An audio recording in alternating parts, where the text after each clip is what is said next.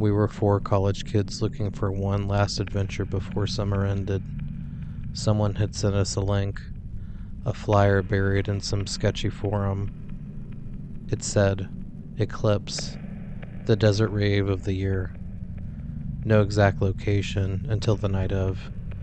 Music until the sun burns it out. We thought it was perfect. We borrowed Jordan's old Jeep, stocked up on cheap liquor and gas station snacks, and drove 5 hours into the desert. As the city lights vanished, our GPS kept rerouting until it finally just died. The only directions we had were the printouts from the flyer. Follow the glow. Follow the base. And sure enough, deep in the sand, we saw it. A faint orange haze pulsing against the night sky. The closer we got, the louder the bass grew. It was so low and heavy that it made my teeth buzz. We finally crested a dune, and there it was. A crowd of hundreds, maybe thousands. People all moving in perfect rhythm. Glow sticks, LED hoops, fire spinners. It was like a neon sea churning in the dark. We parked and stumbled in, laughing. No tickets, no security. Just an open circle of sound and light. A DJ was up on the stage that looked half-built out of scaffolding and tarps, but the music was flawless. People brushed past us, sweaty, painted, faces blurred in the shifting strobes. Everyone felt too friendly. Too close. I chalked it up to the atmosphere. By midnight, though, we noticed things. Like how the bartenders never blinked. They just poured drinks with the same fixed smile. Like how if you stared at someone for too long, their face seemed to stutter. Like a video buffering. Like how there were no phones out. Not one. No one filming. No one texting. And then came the glow sticks. A guy bumped into me and dropped his stick, and when I picked it up, I heard something that sounded like multiple whispering voices coming from the darkness of the desert. I dropped it, and the whispering went away. But when I looked up, the guy was gone. After seeing some weird things, we probably should have left, but the bass had us. It wasn't just sound. It felt alive, blasting against our ribs, sinking with our hearts. Every drop hit like a command. Move. Stay. Don't leave. Around 3 a.m. we realized the crowd was thinning. Not leaving, just vanishing. The four of us held on to each other, pushing through, but every time a strobe hit, fewer people were around. And that's when the bass cut out, and the desert was silent. The DJ was gone, the scaffolding empty, the crowd just gone. It was just the four of us standing in the middle of the dunes, the sand cold beneath our shoes. And that's when we heard it. Footsteps crunching in the dark, not in rhythm, not human, too many legs, too fast. Shapes moved along the dunes, dozens of them, then hundreds. They looked like the ravers, painted, glowing, but their jaws were unhinged when they smiled, their arms bending too far backwards. They weren't dancing. They were waiting. Jordan yelled to run, and we did. The Jeep was half buried in the sand, like it had been sitting there for years. We cleared out the sand and tore out of there, engine screaming, and drove blind until the sun came up. When we finally hit the highway, our phones lit up with service again. The flyer link was gone. No posts, No pictures, no proof, like it had never existed. But here's the part that keeps me up. When we stopped for gas, I went to wash my face in the bathroom. The mirror was streaked, cracked, but I could still see my reflection. And behind me, in the stall, a glow stick pulsing back, and the faintest beat still syncing with my heart.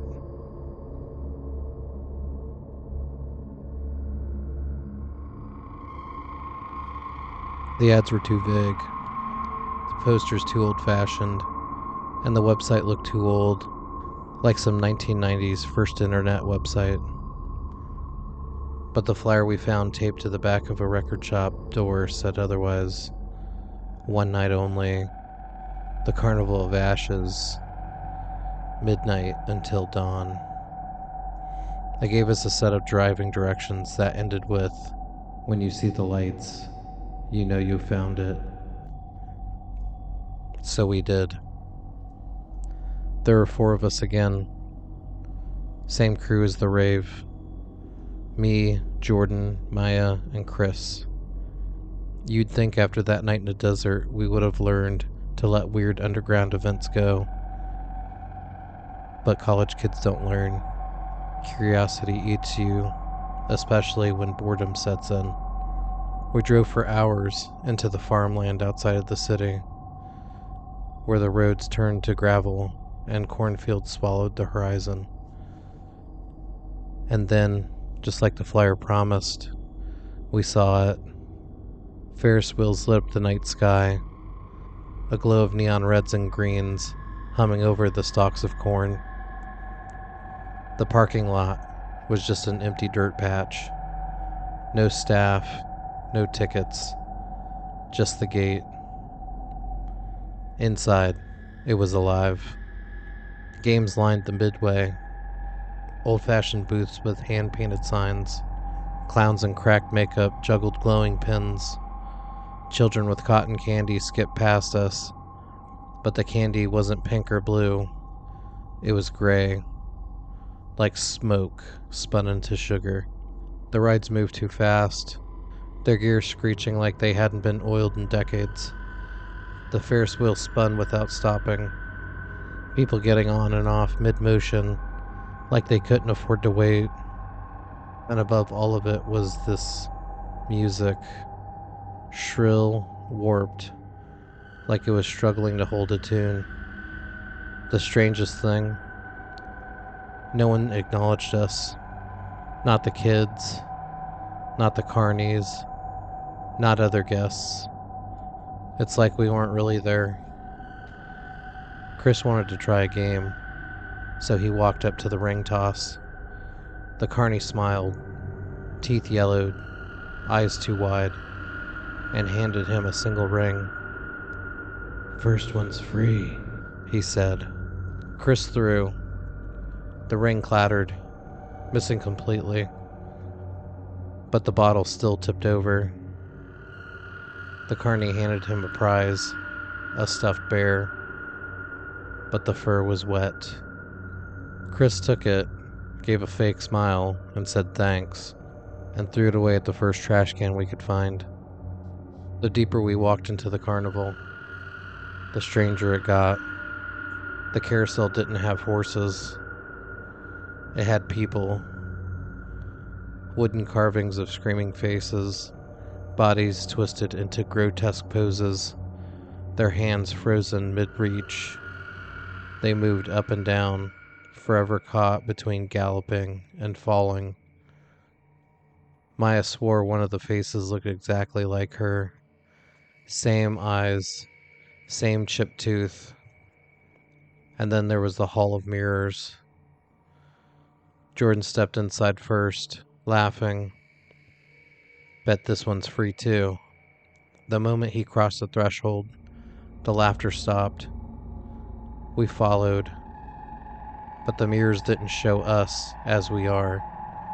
They showed other versions of us. Me with hollow eyes. Chris, skin peeling like paper. Maya, covered in ash, her mouth stitched shut, and Jordan, smiling, but a terrible, disgusting smile. We stumbled back out into the midway, shaken. The distorted music had slowed down, dragging on, and that's when the ash started to fall.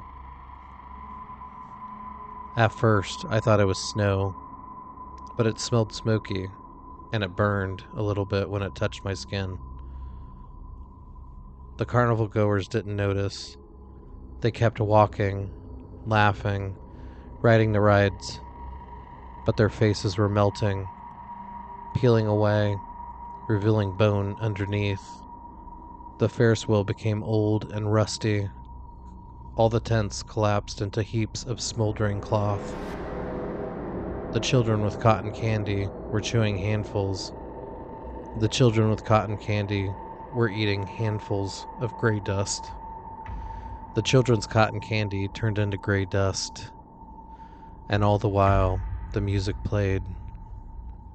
We ran, back through the cornfield, ash stinging our throats. The lights dimmed behind us, the music fading. We didn't stop until we reached the car. But when we slammed the doors and looked back to the field, there was nothing. No lights, no tents, just miles of corn swaying in the night. That was 3 months ago. Chris won't talk about it. Maya avoids mirrors. And Jordan wakes up screaming at the sound of carnival music. And me, I found another flyer taped to my window this morning. One night only. Carnival of Ashes. Back by high demand.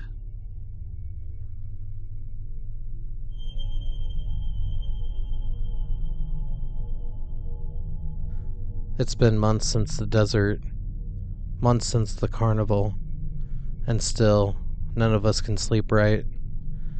The same four of us, me, Jordan, Maya, and Chris, tried to move on. School, work, parties, pretend nothing happened. But the flyers keep showing up. Always different names, different promises. The rave, the carnival, the festival, same style, same gray ink that smudges your fingers when you touch it. We didn't know what it was that was inviting us to all these weird places out in the middle of nowhere, and why it chose us to go. Was it choosing other people? We didn't know. But then Maya started digging. She found a pattern. Maya found old message boards of archived threads, people describing the exact same events going back decades. A bonfire rave in the Mojave, 1996. A traveling carnival that showed up in Nebraska, 1978. Even a story from 1951 about a roaming circus where the cotton candy tasted like smoke. Every story ended the same, and every account of the reported stories. There were always 4 people. Always 4. 2 weeks ago, we got another flyer. This one was taped to Maya's dorm room. No logo, no contact, just 4 words. The Syndicate of Smoke awaits. Directions led to an abandoned airstrip an hour outside of the city. We swore we weren't going. We swore we were done. But the night it was supposed to happen, Chris was gone. No call, no text, just gone. His car was missing from the lot. We thought maybe he went to the airstrip, so we followed him. The airstrip was covered in fog. Not natural fog, but the same burning ash that had fallen at the carnival. Rows of abandoned rides sat like skeletons, their metal frames bent and rusting. Tents collapsed in heaps, lit from the inside by a dull orange glow. And the people, hundreds of them, standing in silence, not dancing, not talking, just waiting for something. Their eyes empty, their faces smeared with ash like war paint, staring at a stage. And at the center of the stage was Chris. Chris wasn't tied up. He wasn't drugged. He was smiling. "They chose me," he said. His voice wasn't his. Too deep, too hollow. "Every generation they choose 4. 1 to stay, 3 to run. That's the game." Behind him, the ash swirled. Behind him, the ash swirled, forming shapes of carnival rides, desert fires, and screaming faces in the smoke. All the places we'd been, replayed in the haze. Jordan whispered, "It's all connected. It's the same thing." And then Chris looked right at us, like he had some sense left in him. And he said, "You shouldn't have come." The crowd started moving, not towards the stage, but towards us. Ash pouring from their mouths, their eyes glowing like coals. We ran, past the tents, past the rustling rides, stumbling through the fog that burned our skin. Behind us, we heard that same music again from the carnival, the same warped tune echoing across an empty airstrip. We made it back to the car.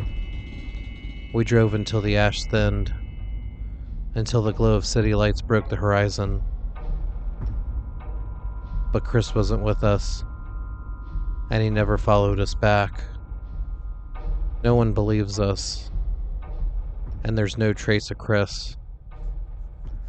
His name isn't even on the school roster anymore. It's like he never existed. But I know the truth. The Syndicate of Smoke is real.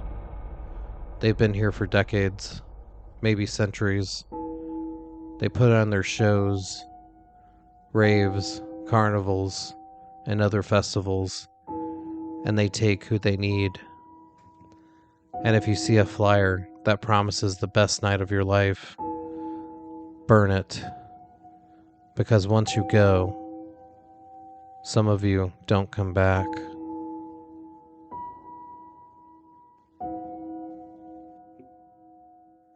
Hey, Spooky Sooner here. Hope everybody had a great Halloween. These are like a trilogy of stories, just 3 stories, but they're all related. So I thought that was interesting, and I kept going when I was writing it. So I hope you enjoyed it. We have Yandere Stories Part 5. Some female stalkers. Everybody loves that. So look for that soon. I will probably do some Thanksgiving stories, and then I'll start working on Christmas stories. So look forward to all that. If you have any stories you want me to tell, send your request to spookysooner7964@gmail.com. Or if you have any recommendations, like personal ideas you have, maybe you want me to explore, just let me know. So until next time, stay spooky. Shapes move, and the website was broken. And the website, like some 1990s first internet website. Clowns in cracked makeup juggled. Clowns and Chris wanted to try a game, so he walked up to the ring, tossed. "First one's free," he said. The moment he crossed the her mouth stitched shut. The tents collapsed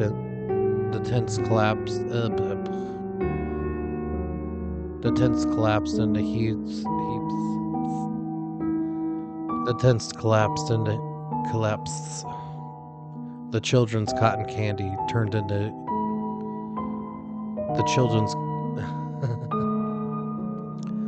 children's cotton candy turned into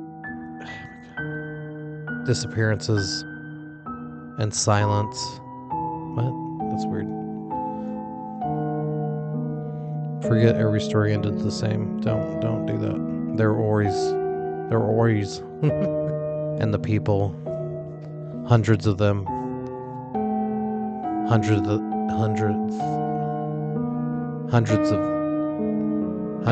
them. Their faces. If